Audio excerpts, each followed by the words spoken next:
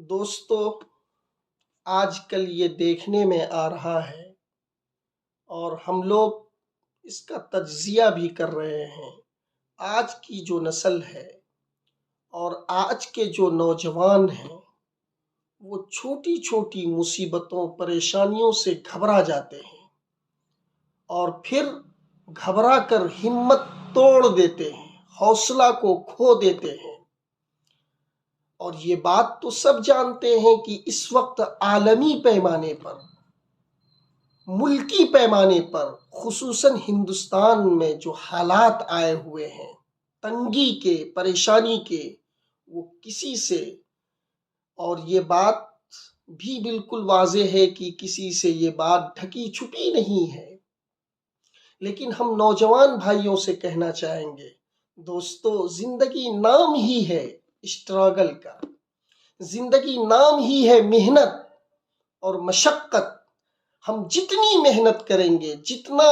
ہم اپنے آپ کو کھپائیں گے، لگن سے کام کریں گے اور کرتے جائیں گے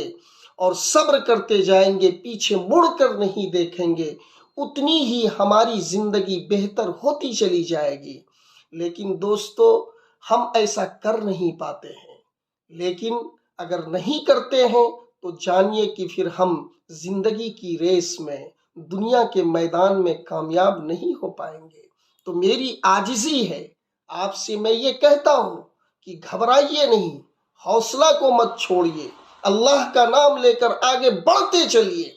اور کوئی بھی رکاوٹ ہو، کسی طرح کی پریشانی ہو، ساری پریشانی کو جھڑکیے اور آگے بڑھیے، اس لیے کہ قرآن کہتا ہے وَأَلَّيْسَ لِلْإِنسَانِ إِلَّا مَا سَعَىٰ، انسان کے لیے اتنا ہی ہے جتنی وہ محنت کرے گا، جتنی وہ کوشش کرے گا، جتنا وہ قدم بڑھائے گا، اور دنیا کی مصیبتوں سے وہ لڑے گا اور چٹان کی طرح وہ مضبوط ہو کر سامنے کھڑا رہے گا۔ تو دوستو، آپ ایسا کیجئے، لیکن ساتھ ہی یہ رہے کہ ہمارا رشتہ رب سے ٹوٹنے نہ پائے۔ رب کو ہر حال میں یاد کرتے رہیے، اس کے نام سے کام کو شروع کیجئے، اس کے نام سے کام کو بند کیجئے۔ اور اگر آپ قرآن پڑھنا جانتے ہیں، اگر پڑھنا نہیں جانتے ہیں تو پڑھنا سیکھیے، سورہ یاسین پڑھیے، سورہ یاسین پڑھ کر کے کام کو شروع کیجئے، اور نماز کی پابندی کیجئے، نماز میں تنہائی میں اللہ کے سامنے روئیے، گڑ گڑائیے اور اللہ سے عاجزی کیجئے، اور پھر محنت کیجئے، میدان میں پھیل جائیے، وقت پر جو کام ملے اس کام کو کر گزریے، کوئی کام بڑا یا چھوٹا نہیں ہوتا ہے، اور جلد بازی میں کوئی بھی فیصلہ مت لیجئے، اور منافع کی شکل دیر میں آتی ہے، اس میں جلدی نہ کیجئے۔ دوستو، اگر ہم نے اپنی زندگی کا یہ ڈھانچہ بنا لیا، یہ طریقہ بنا لیا، یہ معمول بنا لیا، تو یقین جانیے بہت ہی کم وقت میں ہم دنیا کے اعتبار سے بھی خوشحال ہوں گے، اور آخرت بھی ہماری بنے گی، بس شرط یہ ہے کہ ہمیں مضبوطی کے ساتھ، حوصلہ کے ساتھ آگے بڑھتے رہنا ہے، اور اللہ کے پیغام کو ساتھ میں لے کر چلنا ہے، قرآن کو سامنے رکھ کر کام کرنا ہے۔ انشاءاللہ ہمارے نوجوان بھائی، ہمارے جو ہم عمر ہیں، ہم زلف ہیں، وہ اگر ایسا کر لیتے ہیں تو دیکھیے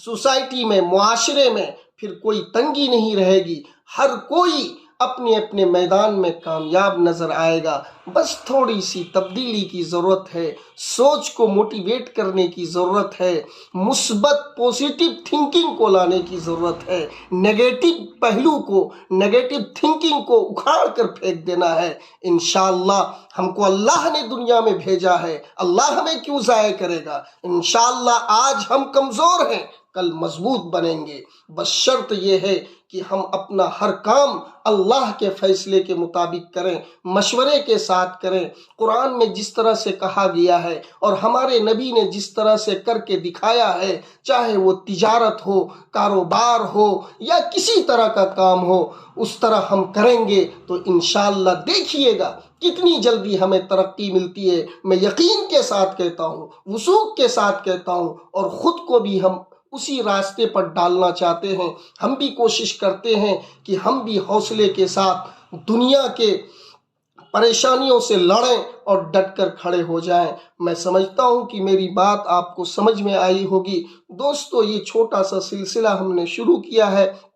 कि हम अपने नौजवान भाइयों को पैगाम दें। तो दोस्तों, अगर ये वीडियो और ये बातें आपको अच्छी लग रही हैं और आप ये समझ रहे हैं कि हमारे अलावा दूसरों तक भी पहुंचना चाहिए, तो दोस्तों बराए मेहरबानी और सदक़े जारिया समझ करके इस वीडियो को शेयर कीजिए, लाइक कीजिए और साथ में सब्सक्राइब करना ना भूलें, क्योंकि ऐसे करने से ये दीन का भी काम होगा और इस तरह से दूसरे लोग जो परेशान हैं और खुदकशी के माहौल में चले जाते हैं, खुदकशी करने पर मजबूर हो जाते हैं, उन तक हो सकता है कि ये बातें पहुंचेंगी तो उन्हें भी